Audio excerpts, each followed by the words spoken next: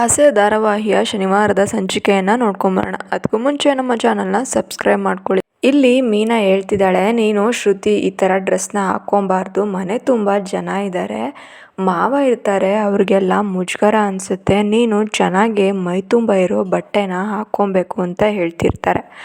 ಆಗ ಶ್ರುತಿಗೂ ಕೂಡ ಅದು ಅರ್ಥ ಆಗುತ್ತೆ, ಮಾವ ಅದಕ್ಕೆ ಸೈಡಲ್ಲಿ ನಿಂತ್ಕೊಂಡಿದ್ದಾರೆ, ನನ್ನನ್ನು ನೋಡ್ತಾ ಇಲ್ಲ ಅಂತ ಹೇಳಿ ಅವಳಿಗೆ ಗೊತ್ತಾಗುತ್ತೆ. ಅವಳೋಗಿ ಡ್ರೆಸ್ನ ಚೇಂಜ್ ಮಾಡ್ಕೊಂಬರ್ತಾಳೆ. ಇನ್ನೊಂದು ಕಡೆ ಅಲ್ಲಿ ಶಾಂತಿ ಕೂಡ ನಿಂತಿದ್ದಾಳೆ. ರೋಹಿಣಿ ಇದೆಲ್ಲ ಚೆನ್ನಾಗಿ ಅರ್ಥ ಆಗುತ್ತೆ ಕಣೆ, ಎಲ್ಲೋ ಕಲ್ತ್ಕೊಂಬರ್ತಾಳೆ ಅಂತ ಹೇಳಿ ರೋಹಿಣಿಗೆ ಹೇಳ್ತಿದ್ದಾಳೆ ಶಾಂತಿ. ಹೌದತ್ತೆ, ಅವಳು ಹೇಳಿದ್ದು ನಿಜನೇ ತಾನೇ ಅಂತ ಹೇಳಿ ರೋಹಿಣಿ ಹೇಳ್ತಿರ್ತಾರೆ. ಆಮೇಲೆ ಅವಳು ಡ್ರೆಸ್ನ ಹಾಕ್ಕೊಂಬಂದು ನಿಂತ್ಕೊತಾ ಇದ್ದಾಳೆ. ಶ್ರುತಿ, ಅತ್ತೆ ಈಗ ಸರಿ ಆಯ್ತಾ ಅಂದಾಗ, ಈಗ ಸರಿ ಆಯ್ತಮ್ಮ, ಈ ಥರ ಬಟ್ಟೆ ಹಾಕ್ಕೊಬೇಕು ನೀನು ಅಂತ ಹೇಳಿ ಹೇಳ್ತಿದ್ದಾರೆ. ಇನ್ನು ಈಗೇನ ಅವರೆಲ್ಲ ಕೂಡ ಹೋಗ್ತಾರೆ ರೂಮಲ್ಲಿ. ಇನ್ನು ಬೆಳಗಾಗುತ್ತೆ. ಆಗ ಅಡುಗೆ ಕೆಲಸ ಎಲ್ಲ ಮುಗಿಸಿ ಈಗ ಮೀನಾ ಬಟ್ಟೆ ವಾಶ್ ಮಾಡಬೇಕು ಅಂತ ಹೋಗ್ತಾ ಇದ್ದಾಳೆ ಇತ್ಲ ಕಡೆ. ಆಗ ಶಾಂತಿಯವರು ಬಂದುಬಿಟ್ಟು, ನಿಮ್ಮ ಮಾವನವ್ರದ್ದು 2 ಜೊತೆ ಬಟ್ಟೆ ಇದೆ, ತೊಗೊಂಡೋಗಿ ಒಗಿ ಅಂತ ಹೇಳಿ ಕೊಡ್ತಾ ಇದ್ದಾರೆ. ಆಗ ಇನ್ನೂ ಕೂಡ ಮೀನಾ ನೋಡ್ತಿದ್ಕೆ, ನಿಮ್ಮ ಮಾವನವ್ರದ್ದು ಅಷ್ಟೇನಮ್ಮ, ನಂದೇನಿಲ್ಲ ಅಂತ ಹೇಳ್ತಿರ್ತಾರೆ.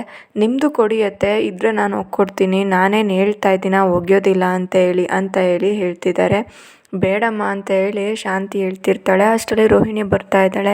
ಮೀನಾ, ಅದೇನಂತಂದರೆ ನನಗೆ ಅರ್ಜೆಂಟ್ ಕೆಲಸ ಇದೆ, ಇಲ್ಲಿ ಮನೋಜ್ ಅವ್ರದ್ದು 2 ಜೊತೆ ಶರ್ಟ್ ಇದೆ, ಒಗ್ಕೊಡ್ತೀಯಾ ಪ್ಲೀಸ್, ಬೇಜಾರು ಮಾಡ್ಕೊಬೇಡ ಅಂತೇಳಿ ಹೇಳ್ತಿದ್ದಾರೆ. ಆಗ ಮೀನನ್ಗೆ ಸಿಟ್ಟು ಬರುತ್ತೆ. ನಾನು ಬೇಜಾರು ಮಾಡಿಕೊಂಡೆ, ಖಂಡಿತವಾಗ್ಲೂ ಹಂಗಂತ ಹೇಳಿ ಸಿಂಪತಿ ಗಿಟ್ಟಿಸ್ಕೊಳಲ್ಲ, ನನ್ನ ಕೈಲಿ ಬೇರೆಯವ್ರ ಬಟ್ಟೆ ಎಲ್ಲ ಒಗೆಯೋದಕ್ಕಾಗಲ್ಲ, ನೀನೇ ಬೇಕಾದರೆ ಒಕ್ಕೋ ಅಂತ ಹೇಳಿ ಹೇಳ್ತಾ ಇದ್ದಾರೆ ಇಲ್ಲಿ ಮೀನಾ. ಅದಕ್ಕೆ ರೋಹಿಣಿಗೂ ಕೂಡ ಸಿಟ್ಟು ಬರುತ್ತೆ. ಅಲ್ಲ ಮೀನಾ, ನಾನು ರಿಕ್ವೆಸ್ಟ್ ಮಾಡ್ಕೊತಾ ಇದ್ದೀನಿ, ಅವ್ರು ಕಾರ್ ಶೋರೂಮಲ್ಲಿ ಕೆಲಸ ಮಾಡೋದು, ಗಲೀಜು ಬಟ್ಟೆ ಎಲ್ಲ ಹಾಕ್ಕೊಂಡೋದ್ರೆ ಏನಾಗಬೇಕಾಗುತ್ತೆ, ಅದಕ್ಕೋಸ್ಕರನೇ ಪ್ಲೀಸ್ ಇವನು 2 ಒಗ್ಕೊಡ್ತೀಯಾ, ರಿಕ್ವೆಸ್ಟ್ ಮಾಡ್ಕೊತಿದ್ದೀನಿ ಅಂತ ಹೇಳಿ ಹೇಳ್ತಿದ್ದಾರೆ.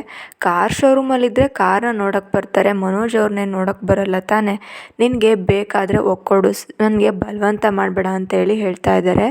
ಅಲ್ಲಿ ಶಾಂತಿ ಕೂಡ ಇರ್ತಾಳೆ. ಅಲ್ಲ ಮೀನಾ, ಅಲ್ವೇ ನೀನು, ಇಲ್ಲಿ ರವಿ ಬಟ್ಟೆನೂ ಕೂಡ ಇದೆ, ನಿನ್ನ ಗಂಡನ ಬಟ್ಟೆನೂ ಇದೆ, ಎಲ್ಲರೂ ಬಟ್ಟೆ ಇರಬೇಕಾದ್ರೆ ಅವ್ನು ಯಾಕೆ ಬೇಡ ಅಂತೀಯ, ಕೊಡಮ್ಮ ಇಲ್ಲಿ ರೋಹಿಣಿ, ಅದೇನು ಮಾಡ್ತಾಳೆ ನೋಡೋಣ ಅಂತೇಳಿ ಬಲವಂತಾಗಿ ಬಟ್ಟೆನ ಕೊಡೋದಕ್ಕೆ ಹೋಗ್ತಾರೆ. ಆಗ ಮೀನಾ ಇನ್ನೂ ಕೂಡ ಸಿಟ್ಟು ಮಾಡಿಕೊಂಡು, ಅತ್ತೆ ನಾನು ಒಂದು ಸಲ ಹೇಳಿದ್ರೆ ಅಷ್ಟೇ, ಬಲವಂತ ಮಾಡಿದ್ರೆ ಸರಿ ಇರೋದಿಲ್ಲ ಅಂಥೇಳಿ ಸಿಟ್ಟಾಗ್ತಾ ಇರ್ತಾಳೆ.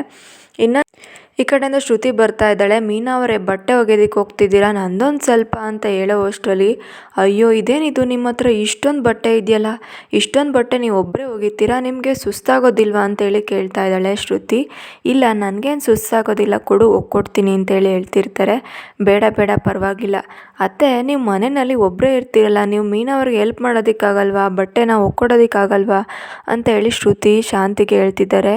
ಆವಾಗ ಶಾಂತಿ ಮನಸ್ಸಲ್ಲೇ, ಸರಿನಮ್ಮ, ನಿನ್ನನ್ನು ನೀನು ಮುದ್ದು ಮಾಡಿದ್ದಕ್ಕೂ ಕೂಡ ಕೊನೆಗೆ ನನ್ನ ಬಟ್ಟೆ ಒಗೆಯಾಗೆ ಮಾಡ್ಕೊಂಬಿಟ್ಟೆ ನೀನು ಅಂಥೇಳಿ ಮನಸ್ಸಲ್ಲೇ ಅನ್ಕೊತಿರ್ತಾಳೆ.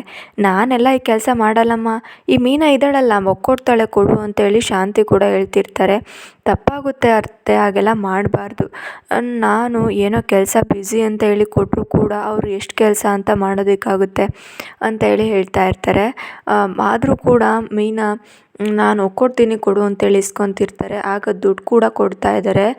ದುಡ್ಡು ಕೊಟ್ಟಾಗ ಮೀನನ್ಗೆ ಸಿಟ್ಟು ಬರುತ್ತೆ. ಯಾಕೆ ಶ್ರುತಿ ದುಡ್ಡು ಕೊಡ್ತಾ ಇದೆಯಾ, ನಾನೇನು ಮನೆ ಕೆಲಸದವ್ರ ಅಂತೇಳಿ ಹೇಳ್ತಿದ್ದಾರೆ. ಆಗಲ್ಲ ಮೀನಾ, ಮನೆಯಲ್ಲಿ ಇಷ್ಟೊಂದೆಲ್ಲ ಕೆಲಸ ಮಾಡೋರು ಮನೆ ಕೆಲಸದವ್ರಿದ್ರೆ ನಾವು ದುಡ್ಡು ಕೊಡ್ತಿದ್ವಿ ತಾನೇ, ನೀನು ನಮ್ಮ ಕೆಲಸ ಇಷ್ಟೊಂದೆಲ್ಲ ಮಾಡ್ತಿದ್ಯಾ ಅಂತೇಳಿ ಪ್ರೀತಿಯಿಂದ ಕೊಡ್ತಾ ಇದ್ದೀನಿ ಅಷ್ಟೇ, ನೀನೇನು ಕೂಡ ಅನ್ಕೊಬೇಡ ಅಂತೇಳಿ ಹೇಳ್ತಾ ಇರ್ತಾರೆ. ಹಾಗೆ ಶಾಂತಿ ಕೂಡ ಆಡ್ಕೊತಾ ಇರ್ತಾರೆ. ನೀನು ಮನೆ ಕೆಲಸದವಳು, ಅದಕ್ಕೆ ಅವಳು ದುಡ್ಡು ಕೊಡ್ತಾ ಇರೋದು ಅಂದಾಗ, ಅಲ್ಲ ರೋಹಿಣಿ, ನೀನು ಅತ್ತೆಗೆ 5,000 ತಿಂಗಳಿಗೆ ಅಂತ ದುಡ್ಡು ಕೊಟ್ಟಲ್ಲ, ಅದು ಕೆಲಸದವ್ರಿಗೆ ಕೊಟ್ಟಾಗೆ ತಾನೇ ದುಡ್ಡು ಅಂತೇಳಿ ಹೇಳ್ತಿದ್ದಾರೆ. ಆಗ ಶ್ರುತಿ, ಎಕ್ಸ್ಕ್ಯೂಸ್ ಮೀ, ನೀನು ಏನೇನೋ ಹೇಳೋದಕ್ಕೆ ಹೋಗಬೇಡ, ಅತ್ತೆ ಚೆನ್ನಾಗಿರಲಿ, ಅವ್ರ ಖರ್ಚು ವೆಚ್ಚಿಗೆ ಅಂತ ನಾನು ಕೊಟ್ಟಿದ್ದು ಅಂತ ಹೇಳಿ ಹೇಳ್ತಿದ್ದಾಳೆ ರೋಹಿಣಿ. ನಾನು ಹಾಗೇನೆ, ಇಲ್ಲಿ ಮೀನಾ ಅವ್ರಿಗೂ ಕೂಡ ಎಷ್ಟೊಂದೆಲ್ಲ ಖರ್ಚಿರುತ್ತೆ, ಅದಕ್ಕೋಸ್ಕರ ನಾನು ದುಡ್ಡನ್ನ ಕೊಡ್ತಾಯಿದ್ದೀನಿ, ಮೀನಾ ಅವರು ನನಗೆ ಅಕ್ಕನ ಸಮಾನ ಅಂತ ಹೇಳಿ ಹೇಳ್ತಾ ಇದ್ದಾರೆ. ಅಲ್ಲಿಂದ ದುಡ್ಡು ಕೊಟ್ಬಿಟ್ಟು ಅವರು ಹೋಗ್ತಿದ್ದಾರೆ. ಆಗ ರೋಹಿಣಿ ಮತ್ತು ಶಾಂತಿ ಇಲ್ಲಿ ಮೀನಾ ನಿಂತ್ಕೊಂಡಿರ್ತಾರೆ.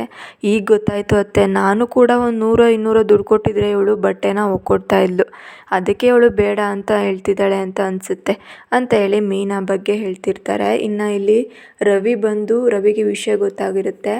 ಅಲ್ಲ ಶ್ರುತಿ, ಯಾಕೆ ಹೀಗೆ ಮಾಡೋಕ್ಕೆ ಹೋದೆ, ಅದಕ್ಕೆ ದುಡ್ಡು ಕೊಟ್ಟು ಬಟ್ಟೆ ಒಗೆಯೋದಕ್ಕೆ ಹೋಗಿದೆಯಲ್ಲ, ನಿನ್ನ ಕೆಲಸ ನೀನು ಮಾಡ್ಕೊಳೋದಕ್ಕಾಗಲ್ವಾ ಅಂತ ಹೇಳಿ ಹೇಳ್ತಿರ್ತಾರೆ.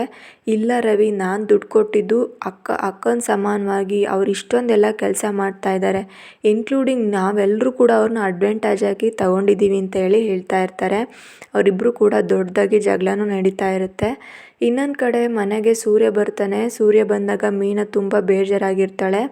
ಆಗ ವಿಷಯ ಏನು ಅಂತ ಕೇಳಿದಾಗ ಈ ಥರ ಎಲ್ಲ ಹೇಳ್ತಾ ಇದ್ದಾಳೆ. ನೀನು ಅವಳ ಹತ್ರ ದುಡ್ಡು ಕೊಟ್ಟಾಗ ಯಾಕೆ ಇಸ್ಕೊಳಕ್ಕೆ ಹೋದೆ, ಒಳ್ಳೆಯವಳು ಅಂತಿದ್ದಾಳಲ್ಲ, ನಿಂಗೆ ಸರಿಯಾಗೇ ಮಾಡಿದ್ದಾಳೆ, ನೀನು ದುಡ್ಡು ಕೊಟ್ಟಾಗ ಬೇಡ ಅಂತ ಹೇಳಬೇಕಿತ್ತು ಅಂತ ಹೇಳ್ತಿದ್ದಾರೆ. ಹೌದು ರೀ, ಅವರೆಲ್ಲ ಹೇಳಿದ್ದು ಸತ್ಯ ತಾನೆ, ನನಗೆ ಮನೆ ಕೆಲಸ ಬಿಟ್ಟು ಬೇರೆ ಯಾವ ಕೆಲಸನೂ ಕೂಡ ಮಾಡೋದಕ್ಕೆ ಬರಲ್ಲ ತಾನೆ, ಅದಕ್ಕೋಸ್ಕರನೇ ಅವರಲ್ವ ನನಗೆ ಇಷ್ಟೊಂದೆಲ್ಲ ಕೇವಲವಾಗಿ ಮಾತಾಡ್ತಾ ಇರೋದು. ಅವರಿಬ್ಬರು ಕೂಡ ತುಂಬ ದೊಡ್ಡ ಮನೆಯಿಂದ ಬಂದಿದ್ದು, ನಮ್ಮ ಥರ ನಾನು ಬಡವಳು ಅನ್ನೋ ಕಾರಣದಿಂದ ತಾನೇ ನನ್ನನ್ನೆಲ್ಲ ಹೀಗೆ ಹೇಳ್ತಾ ಇರೋದು ಅಂತ ಮೀನಾ ಹೇಳ್ತಾ ಇರ್ತಾಳೆ. ನಿನ್ನನ್ನು ನೀನೇ ನೆಗ್ಲೆಕ್ಟ್ ಮಾಡಿದ್ರೆ ಹೇಗೆ ಅಂತ ಇಲ್ಲಿ ಸೂರ್ಯ ಹೇಳ್ತಿದ್ದಾನೆ.